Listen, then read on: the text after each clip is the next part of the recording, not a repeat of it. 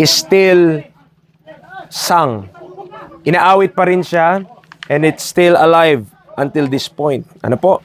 So, yes, minsan yung music of the world, it sounds appealing. Pero naglalaos din eh. Okay? And iba taon-taon, iba-iba na naman ang uso. But these songs, dahil this speaks about the Calvary kung saan pinako ang Panginoong Hesus, it is still now being sung by many, many people. Okay? So tayo po yung magpapatuloy sa ating pag-aaral. Punta po tayo ng Romans chapter 1. Romans chapter 1.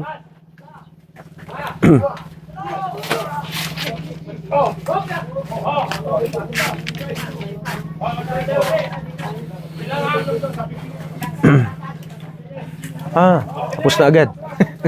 Nakasampa na. Okay.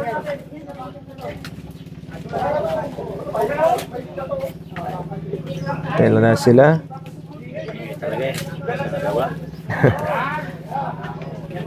Ayaw mo sir para may Mas okay po. Para kasing yung echo niya, nag-iiba yung ano ko. Yung boses ko. Nag-iiba yung facing. Okay, so okay ka lang Jackie din? Ayos. So Romans chapter 1, babasahin po natin verse 22 and verse 23.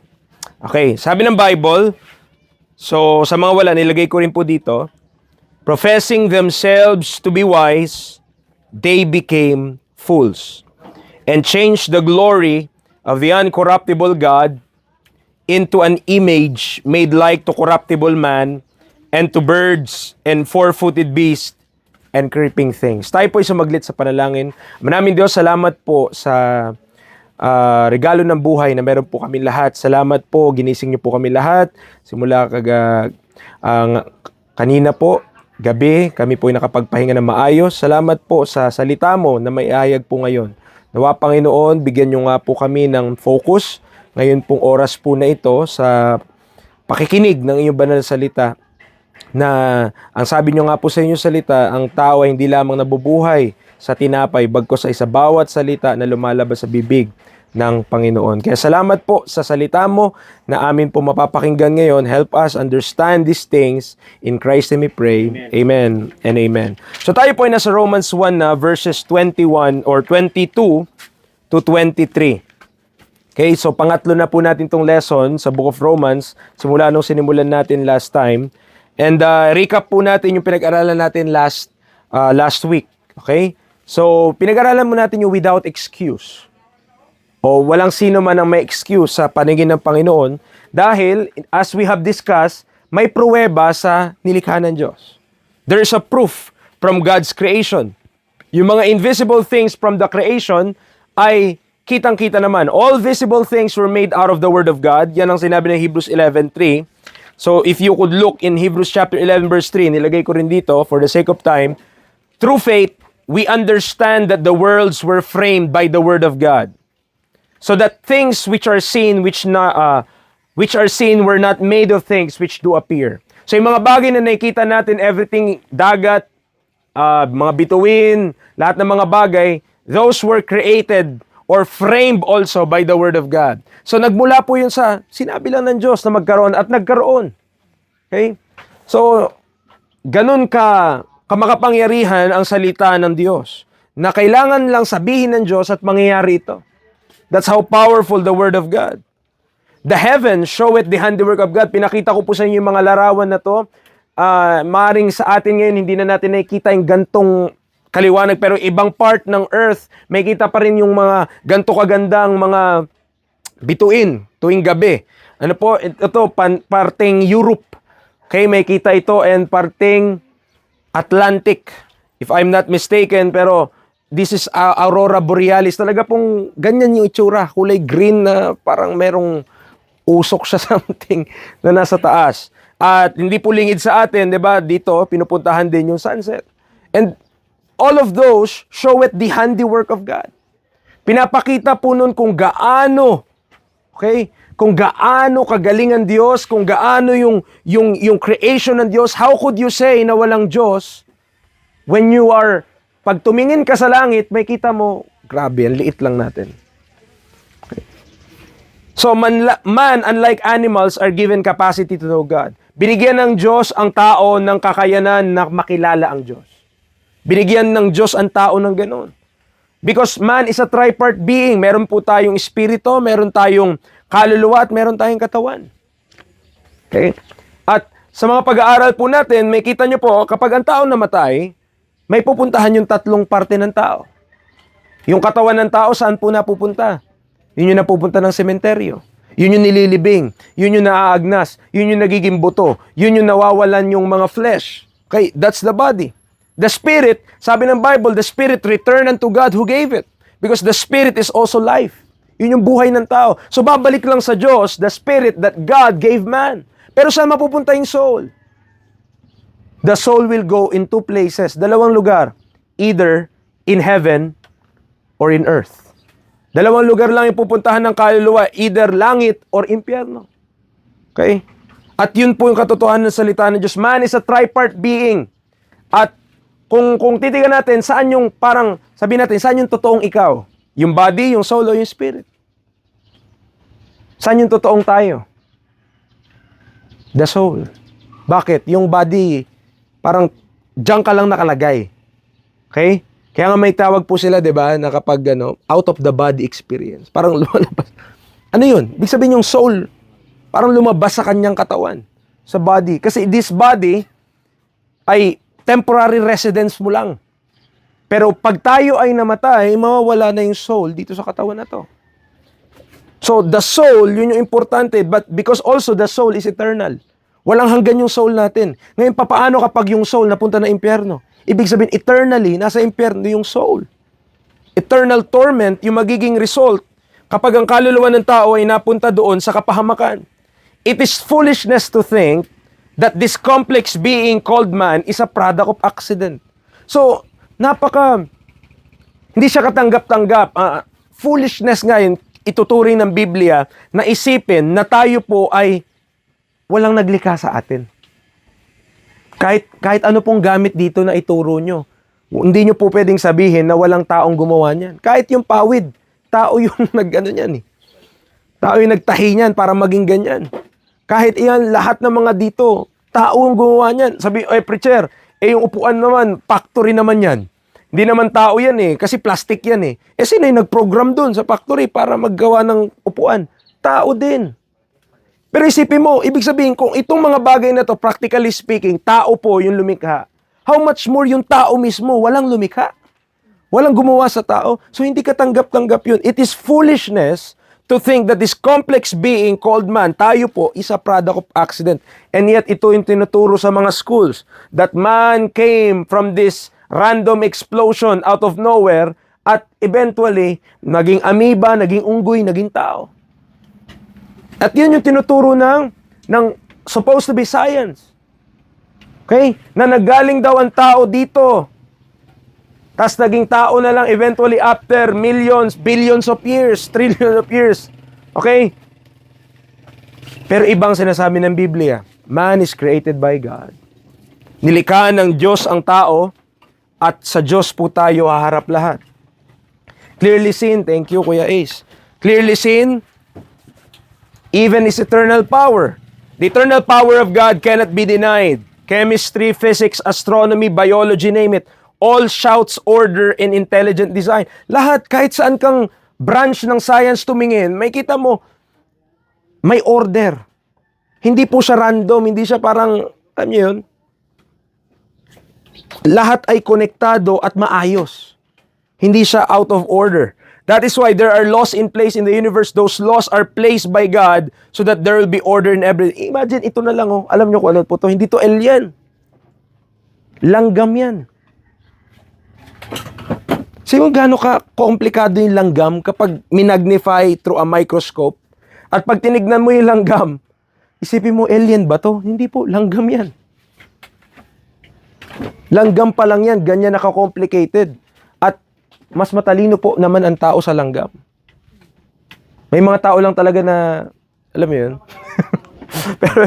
pero mas dihamak na mas mataas yung intellect, mas matalino ang tao kaysa dyan. At ito po, hulaan nyo kung ano yan. Ano, kayo din? Garapata daw, malapit na siya. Kuto yan. Lies. Kasi ito naman yung, ang tawag dito, buhok ng tao. Isipin mo, no? Ganyan pala itsura niyan. Salamat sa Panginoon, di sila ginawang malaki. Isipin mong nakasagupa ka sa daan ng ganyan. Ganyan yung mga aso. Aroy. Di ba? Isipin mo ganyan itsura. Makasagupa mo sa daan. Ano ba to? Apocalypse na? Ano ba to? Di ba? Pero kahit po, isipin nyo, gaano kaliit yung lisa. Ang liit nun eh. Ang sarap tirisin nun. Pero kahit gaano kaliit yun, ganito pala itsura niya. Dinisenyo siya ng ganyan ng Diyos. Hindi siya produkto ng pagsabog na parang wala lang. Merong purpose ang Diyos kung ba't nilagay ang mga bagay na yan dito sa lupa. Kahit isipin mo, malas to, or ano tong kuto na to nakakainis. Pero nilikha ng Diyos lahat yun eh. Okay? So, kasama to, kala mo, out of this world yung itsura eh. Nag-i-imagine pa sila anong itsura ng alien. Tumingin ka lang sa mga insekto. Palakihin mo lang sila. May kita mo, ganun. No? So, it would be impossible and it would be foolish to think na hindi Diyos ang gumawa ng lahat ng bagay. Na walang matalinong lumikha sa lahat ng bagay. Dahil meron po. At yung Diyos na yun po yung pinapangaral ko sa inyo mula sa salita ng Diyos. This is this God who made all things. So, sabi niya, yan. And Godhead so that they are without excuse. Man understood that God created everything. That is why it is inherent to man to be superstitious. Diba? So sabi ni Paul sa Acts 17:22, may kita po natin doon yung kausap niya sa Athens, yung mga tao doon na sumasamba sa maraming Diyos. Marami kasi sinasamba nila noong time na yun yung mga gods ng Greeks.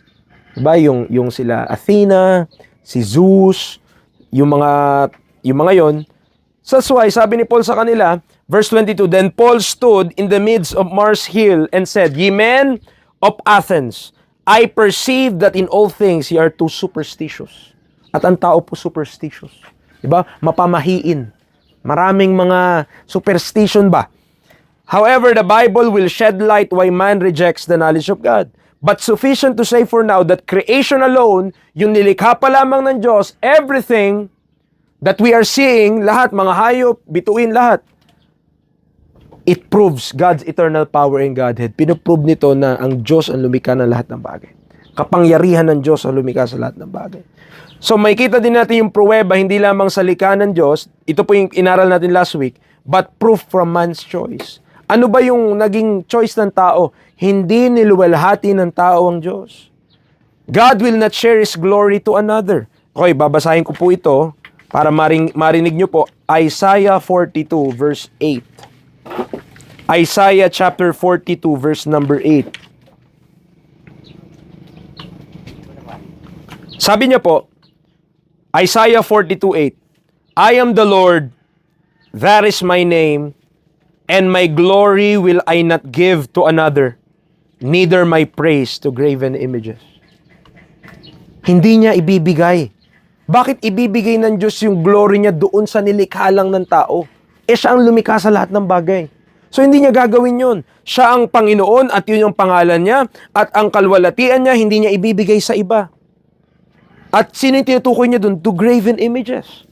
Sa mga nililok lang ng kamay ng tao. God alone is worthy to receive glory.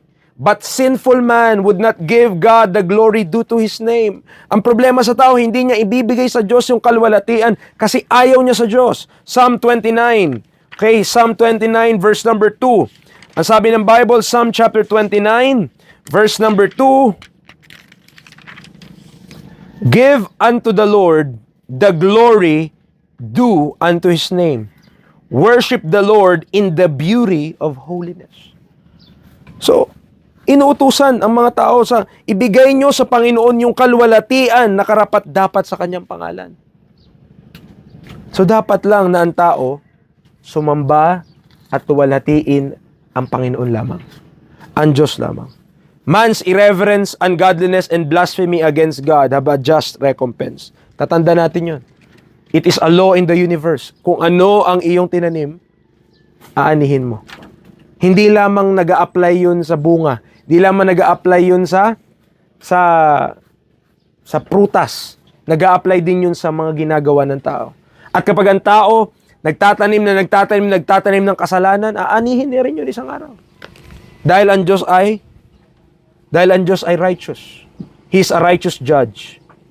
Neither were thankful. Ito yung makikita natin pruweba mula sa tao. Ang tao hindi naging mapagpasalamat sa Diyos. Instead na maging mapagpasalamat siya dahil nilikha siya ng Diyos, kinalaban niya ang Diyos, hindi siya naging mapagpasalamat, naging mareklamo pa siya. One of man's oldest sins is unthankfulness.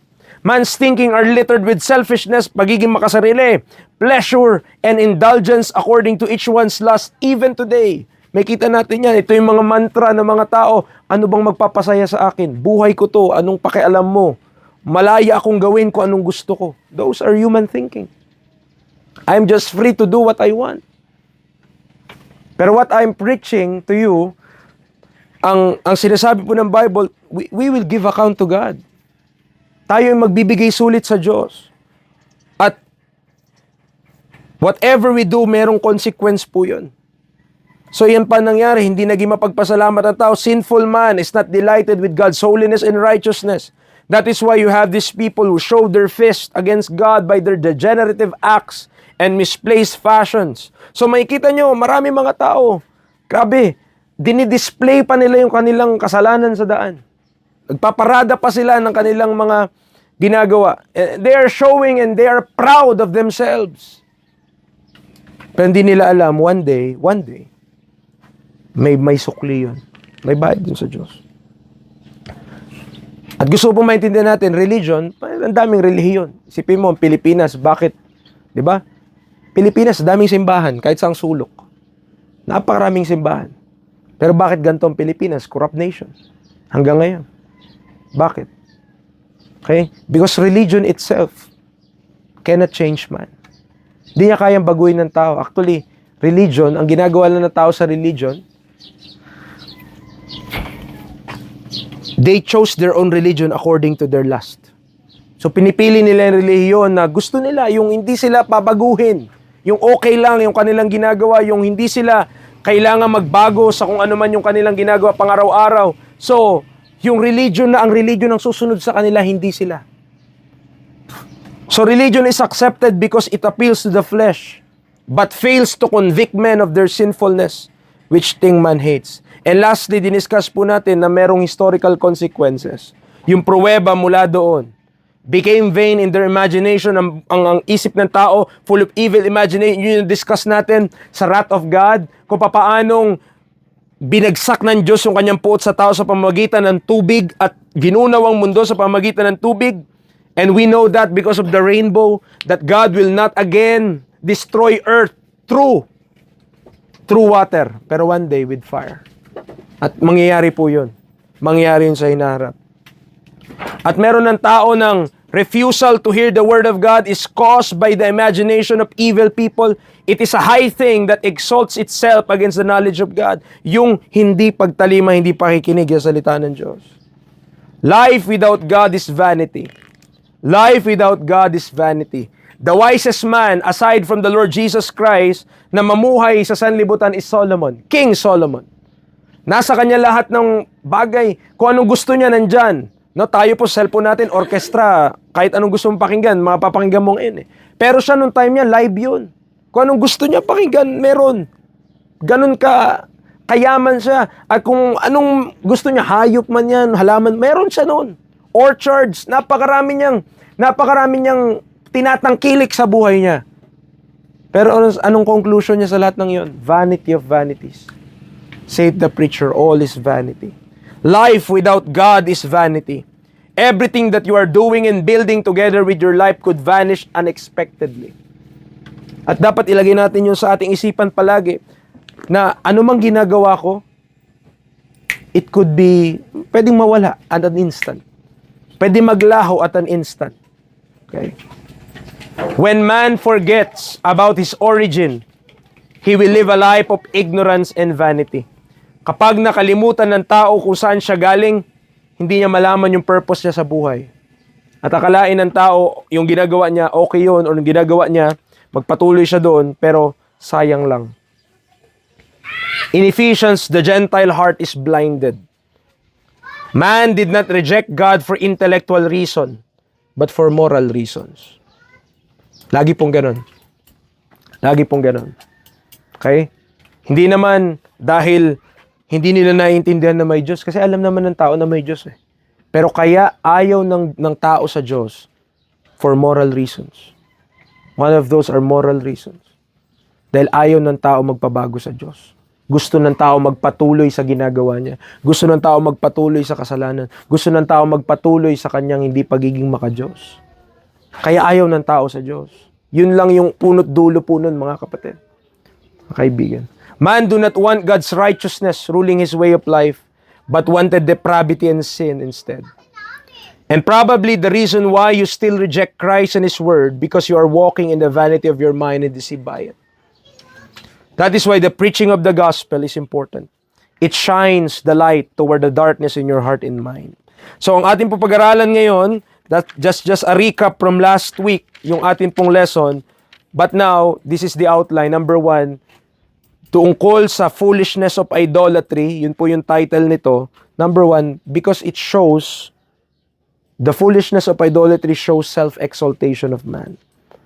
May kita natin dito kung bakit ang tao nag-give in sa pagsamba sa Diyos-Diyosan, sa pagsamba sa bato, sa pagsamba sa ginto, sa pagsamba sa pilak. May kita natin dito yung pagmamataas ng tao sa kanyang sarili.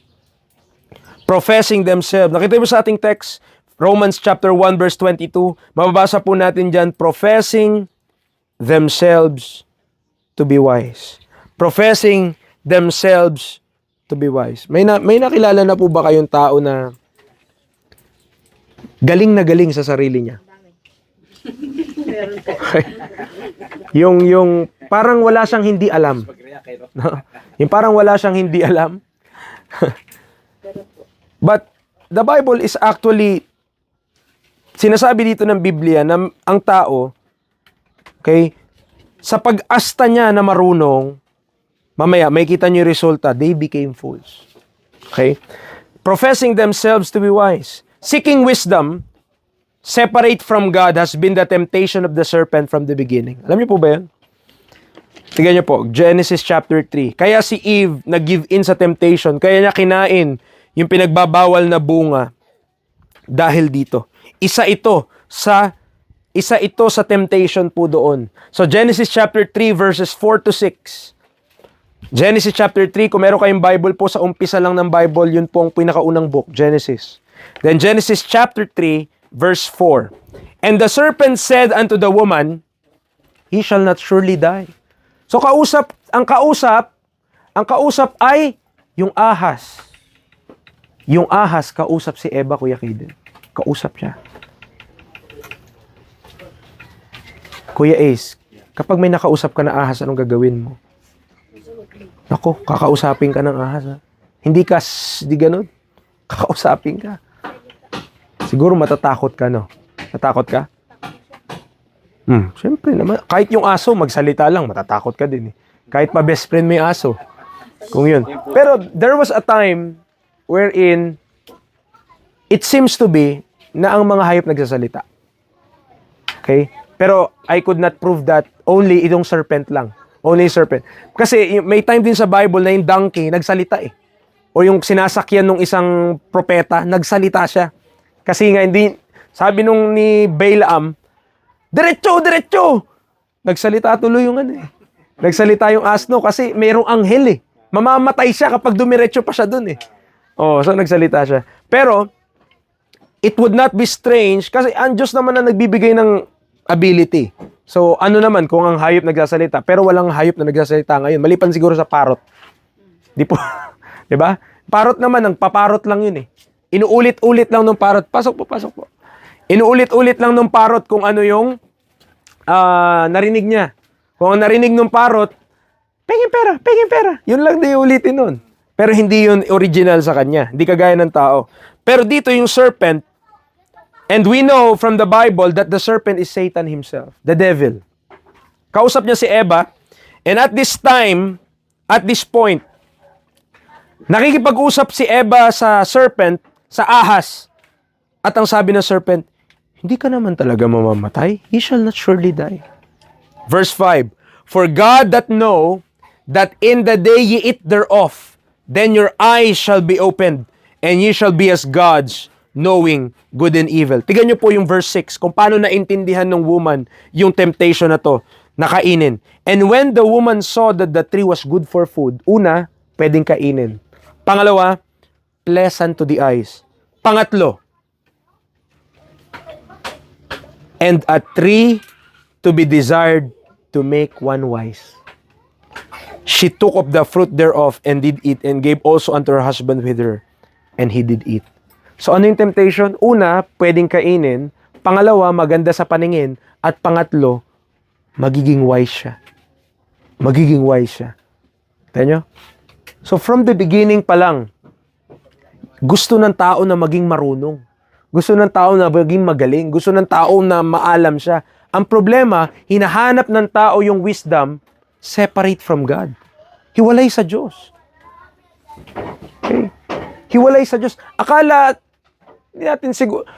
siguro ni Eva, parang ang Diyos, ayaw silang gaging matalino. Parang, dito ka lang, wag mo kakainin yan ha. Kasi, tree of the knowledge of good and evil yan. So, akala siguro, hindi. Iniisip niya siguro na yung pagprotekta sa kanya ng Diyos ay pagkulong sa kanya ng Diyos. Okay? Yung pagprotekta sa kanya na wag mo kakainin yon, lahat naman pwedeng kainin, maliban lang doon. Pero that temptation, yun yung ginamit ng kaaway to entice the woman na kainin mo to kasi you will be wise. You will be wise. At napakarami po, even until this point, the same temptation na ino-offer ng diablo sa mga tao. Pwede kang maging magaling, pwede kang maging matalino, pwede kang maging marunong. Huwag mo na isipin ng Diyos, dito ko na lang. Napakadaming temptation na ganyan. Apart from God. Apart from God Himself, the wisdom of this world. Kaya nga nung sa mga Gentiles na nagpipreach ng gospel, si Apostle Paul, the Greek seek after wisdom, yun yung sabi niya. The Greek seek after wisdom kasi gusto nila ng karunungan, gusto nila ng kaalaman, gusto nila maintindihan yung mga bagay-bagay, pero gusto nilang intindihin ang mga bagay-bagay, hiwalay sa Diyos. Pag ginawa mo yun, naloko na. Ito nga po yung tanong ko, kahit dun sa church, saan mo ibabase ang tama at mali? Saan mo ibibase yung tama at mali? Kung hindi sa Diyos at hindi sa Kanyang salita, where will you, paano mo mamimeasure what is right or wrong? Okay? Paano mo nasabi na bawal magnakaw? Paano mo nasabi na bawal kumuha ng gamit ng ibang tao? Saan nanggaling yung idea mo na yun?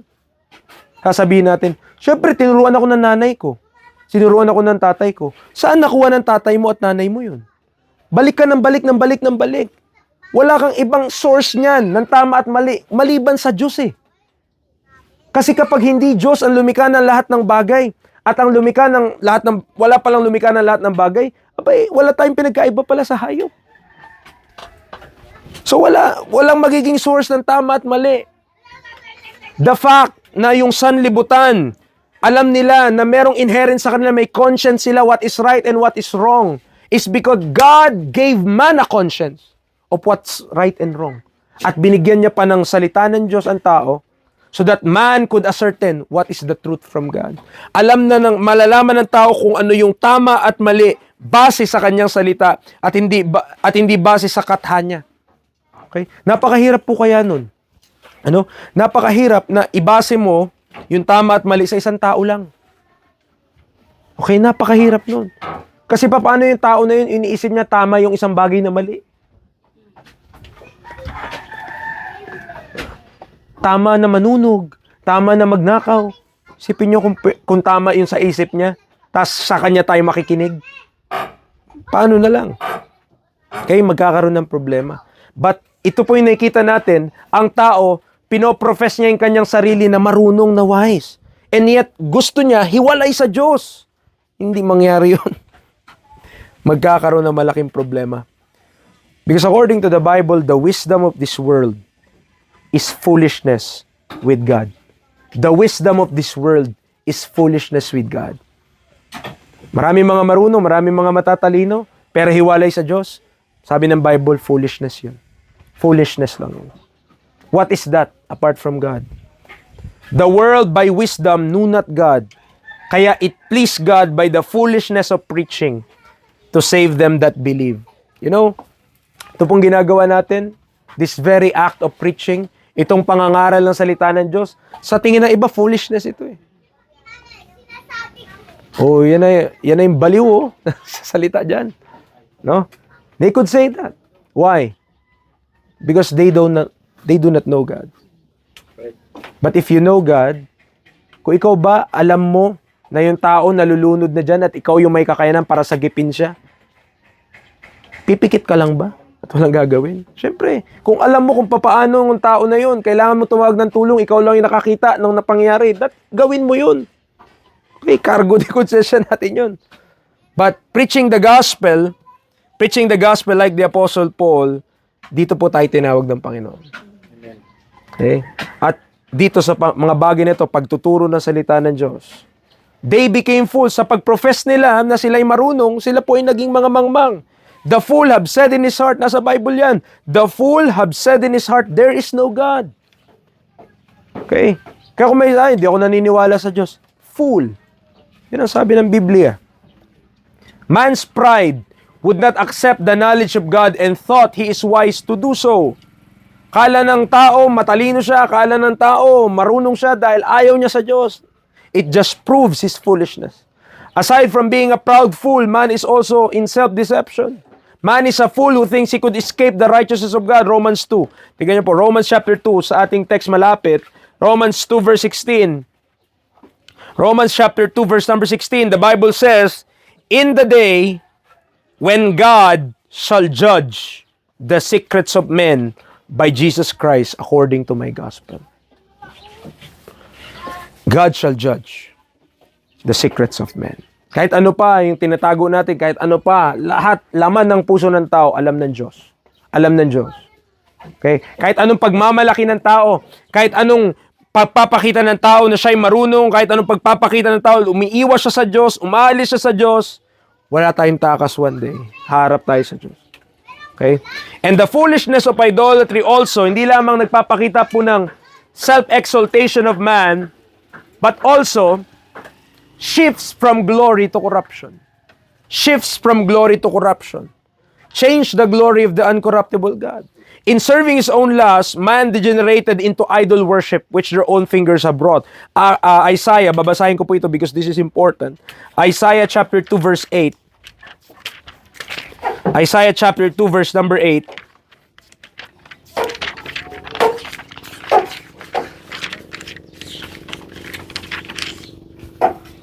Their land also is full of idols. They worship the work of their own hands, that which their own fingers have made. Sino sa inyo naglalaro ng clay?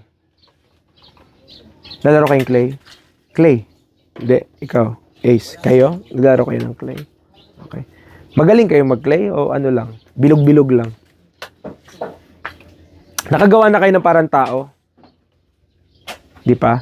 Pero meron mga magagaling mag-clay, nakakagawa sila ng mga parang tao.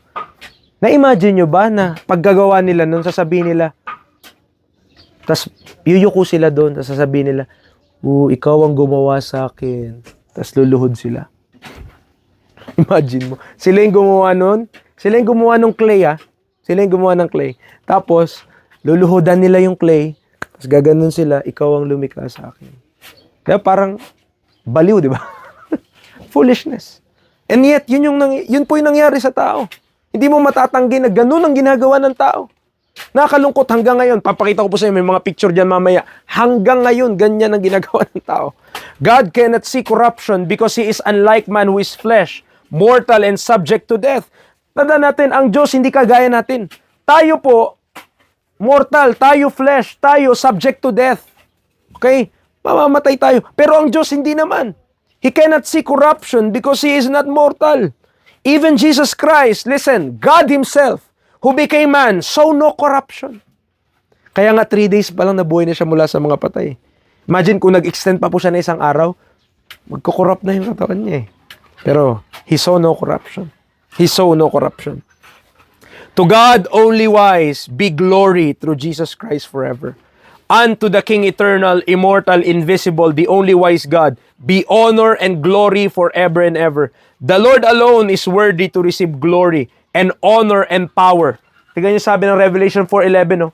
For thou hast created all things, and for thy pleasure they are and were created.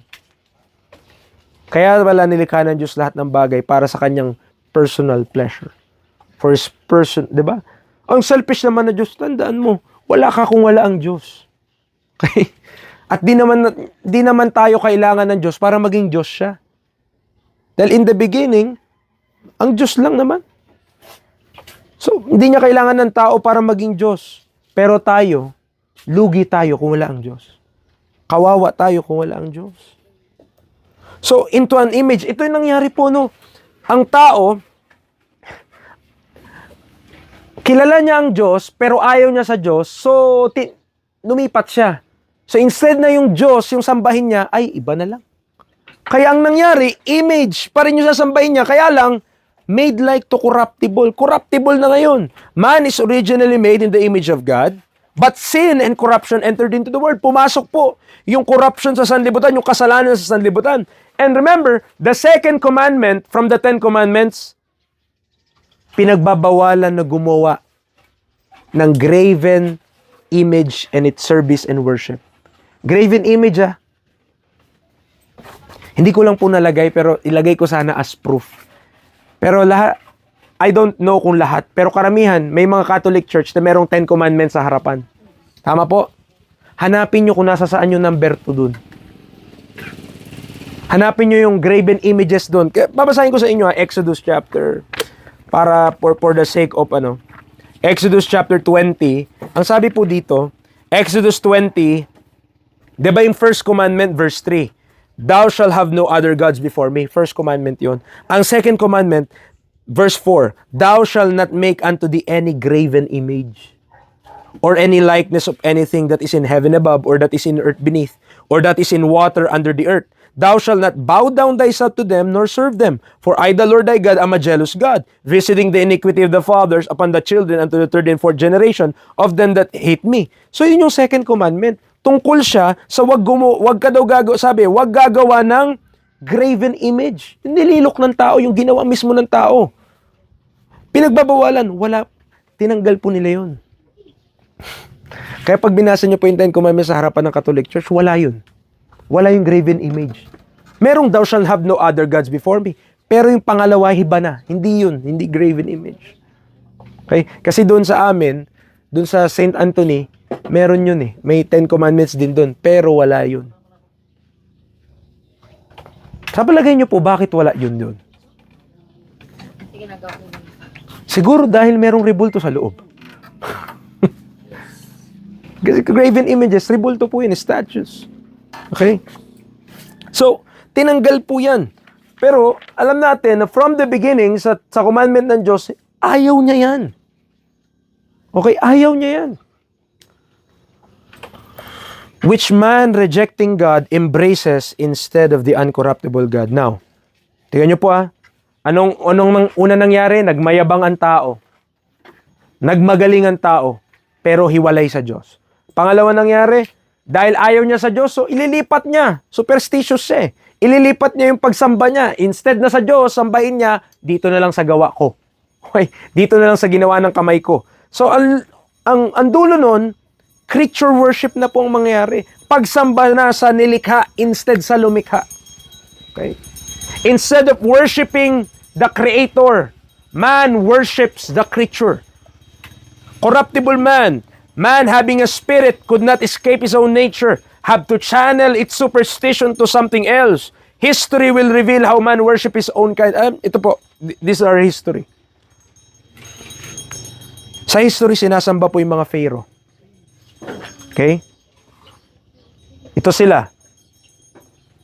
Yung mga naka-mummified yan eh, mga nakaganyan yan sa sinasamba yan ng mga tao doon.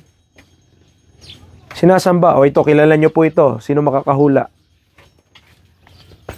Si Uncle Boyer. Oh. Si Alexander the Great was also, okay, on some report, dinideify sila, parang tinuturing silang Diyos. Dahil sa mga exploits nila, dahil sa mga kagalingan nila. Ito, mas kilala nyo to. Yung tatay at lolo ni Kim Jong-un. Yung current president ng North Korea ngayon, tatay niya yan sa kalolo, kung di ako nagkakamali. Ito yung mga tao. Kala nyo po, kasing laki ng tao yan. Hindi, ito po yung mga tao. Ito, ito sila. Yung mga nakayuko. Sobrang laki niyan. At doon sa North Korea, talaga pong sinasamba sila. Sinasamba. Tao yan. Oh. Ito sa ibang bansa, pero sa Pilipinas nangyari din to. Oh. Statwa ni Maria. Kung nandito lang si Maria ngayon, sasabihin niya ng mga tao, itigil nyo na yan. Kasi tao lang ako. Okay? Ito naman, nangyari sa Quiapo. Sa Quiapo naman to. Okay? Itim na Nazareno to. Okay, so, grabing tao. Grabing daming tao. Milyon talaga pupunta, no? Or daang libo. Okay. O ito, kilala nyo to. Oh. Sino to, Kaden? Oh, sorry. Di nyo pa ba alam may mga Rizalista? May mga sumasamba kay Rizal. Hindi yung mga estudyante. Kahit may statwa dun si Rizal dun sa school, hindi naman sumasamba yung mga estudyante kay Rizal.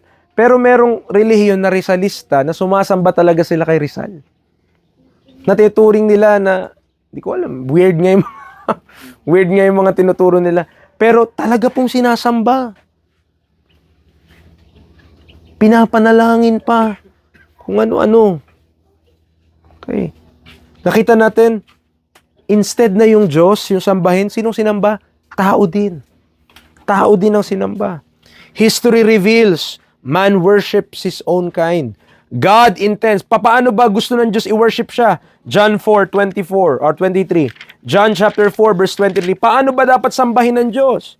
John 4:23. Ano sabi ng Bible?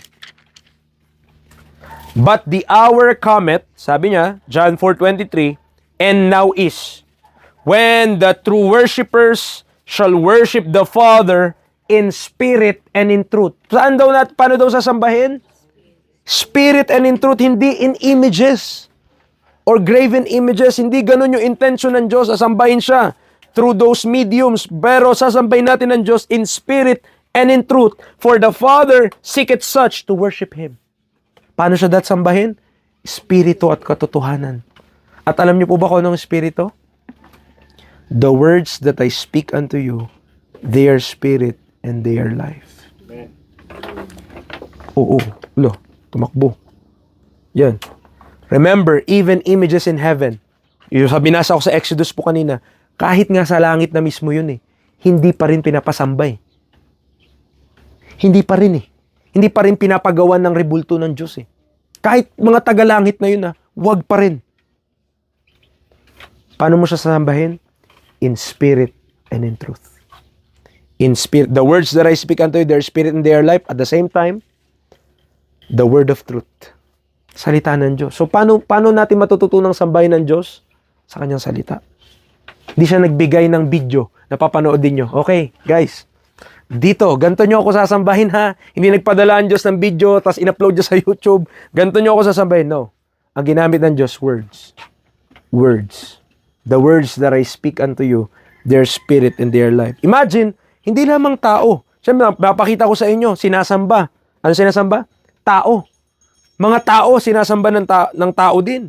Pero, pati ibon, pati mga four-footed beasts, at pati mga creeping thing, preacher, totoo kaya yan?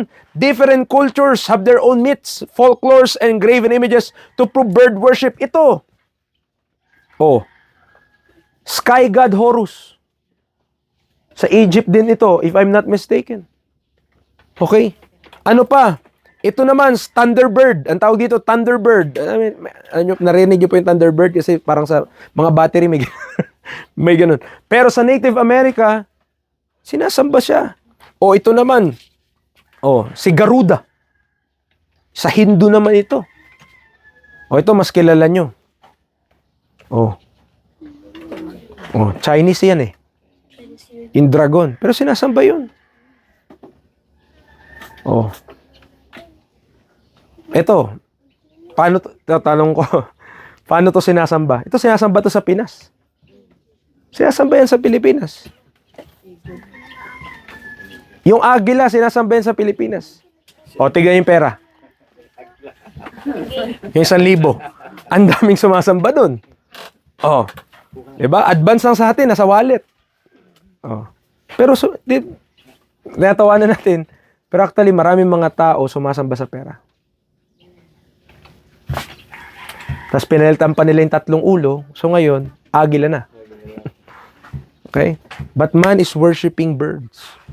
Birds. Okay? Mga birds yun.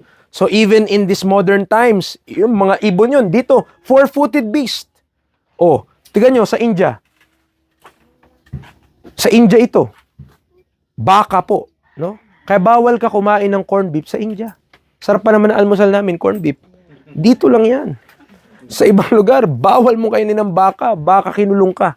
Bakit? Sinasamba yun eh. Sa Thailand. Unggoy. Diyan sa SBMA, tatapon-tapunan lang yan na pagkain. Doon, talagang wow, pista. Ito sa Japan. Talagang dinamitan pa eh. No? Hindi lang basta unggoy, kundi talagang may damit pa yung unggoy. Ito, mas kilala nyo to. Ito yung pusa na di napapagod. Kilala nyo po ito. Pusa na di napapagod. Okay? So, sa mga business, pero yun, ganun-ganun yung pusa lagi. So, ang tawag po dyan pala, Lucky Cat or Maneki Neko is a popular Japanese figurine believed to bring good fortune, wealth, and customers to businesses and homes. Pero actually, mga ganun-ganun, superstitious pa rin, di ba? Superstition pa rin ng tao. Ano pa? Creeping things. Hindi na lang ako humanap ng napakarami, mga kapatid, pero creeping things. Ang tawag dito ay dung beetle. Dung beetle. Ang sumasamba pa mismo, si Pharaoh. Dung beetle. The humble dung beetle, the ancients believe was responsible for the transition from day to night.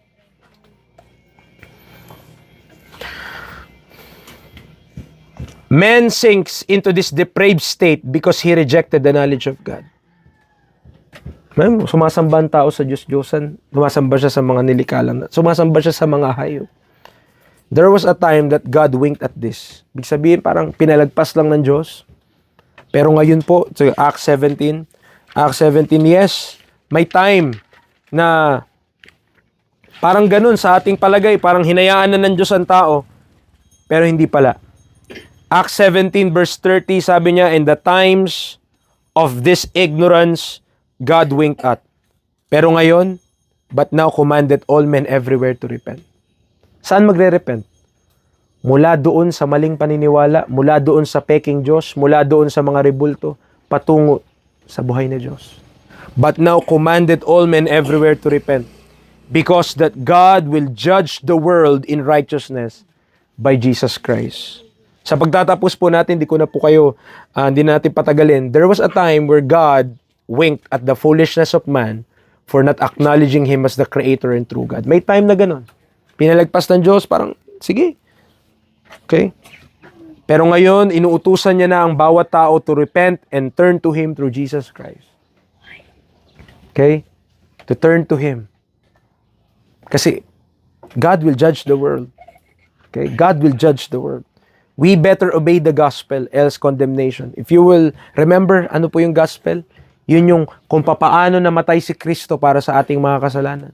Yung sa cross. How He shed His blood. Kung paano tinigis ng Panginoong Jesucristo yung kanyang dugo doon sa krus ng Kalbaryo. Kung paano siyang namatay para sa ating mga kasalanan, inilibing. Pero sa ikatlong araw na buhay na magmuli. Yun yung gospel. At kapag pinaniwalaan mo yung gospel, pag pinaniwalaan mo, naniwala ka sa ginawa ni Kristo Jesus, na sapat na, ikaw ay maliligtas. Believe on the Lord Jesus Christ and thou shalt be saved. Be freed from the foolishness of idolatry. Titing ko, mga bata, sinong lumikha sa atin? Sinong gumawa sa atin? Jesus. Ang Diyos. Okay? Siya ang lumikha, ha? Nilikha ba tayo ng unggoy? Hindi.